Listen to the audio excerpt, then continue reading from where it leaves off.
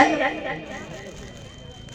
महाराज इतना प्रसन्न है जिसका कोई कहने का जवाब नहीं।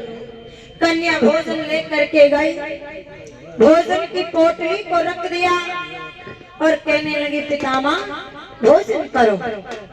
और जहाँ कहा कि पिताजी भोजन करो, समय काफी हो चुका है, भोजन करने का समय है। संत पाराशर मुनि इधर जंगल में तप कर रहे हैं और इधर कन्या कितने वर्ष की हो गई? 12 वर्ष की। कन्या कितनी बड़ी हो गई?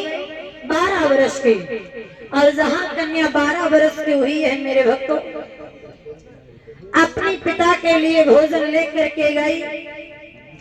पिता ने भोजन की पोटली खोली और भोजन की पोटली खोल करके रोटी का टुकड़ा तोड़ा।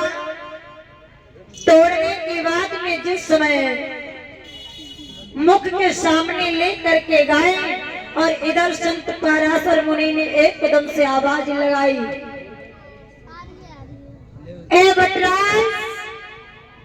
वटराज महाराज रोटी के टुकड़े को देख रहे हैं, रोटी का टुकड़ा वटराज को देख रहा है। बाबा ने एकदम से आवाज लगाई, ए भैया। अरे बाबा रहे पुकारे पुकारे गंगा के खड़े किनारे पर।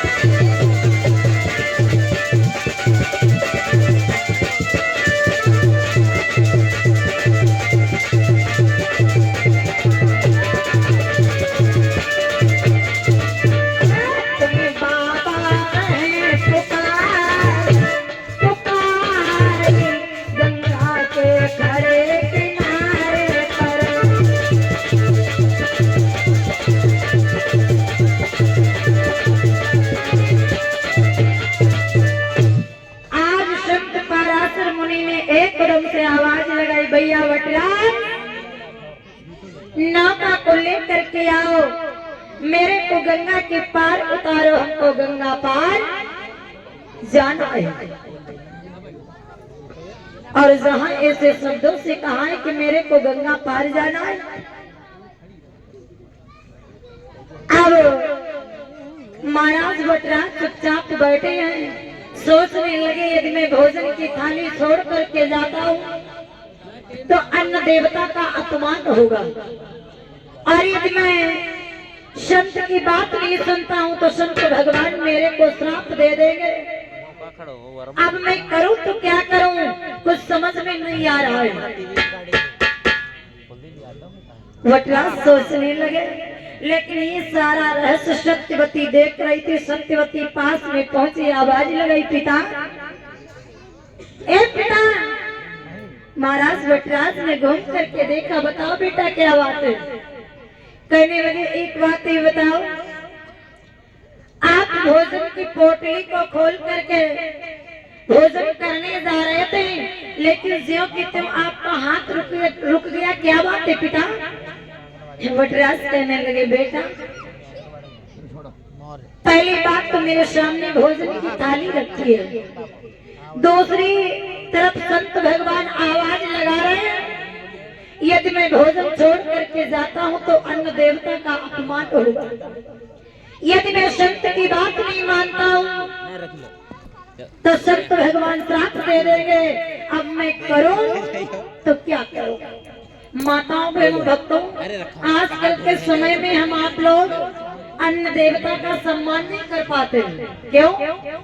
बहुत सारे ऐसे भक्त होते हैं जिनके सामने भोजन की थाली आ जाती है, लेकिन यदि कोई मिलने वाला आ गया तो भोजन की थाली सामने से हटा देते, हम मिलने चले जाते हैं।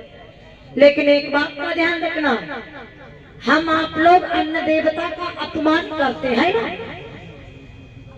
लेकिन यदि कहीं अन्न देवता रूठ गए फिर क्या होगा?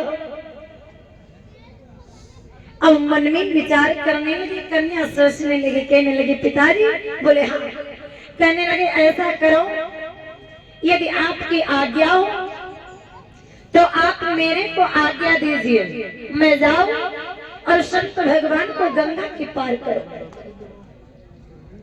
जहां इस शब्दों से कहा, वटराज ने जवाब दिया, कहने लगे बेटा जाओ। अब सोचो कन्या किसकी है? एक को एक लगाया टोपी का बैठा, लगाया गोल टोपी, गजब कर है, खाएगा पूरी धुंध मचियावा ही लागे। बोलिए गोविंद भगवान की, सच्चिदानंद भगवान की, वृंदावन बिहारी लाल की। कन्या किसकी है जरा विचार करो।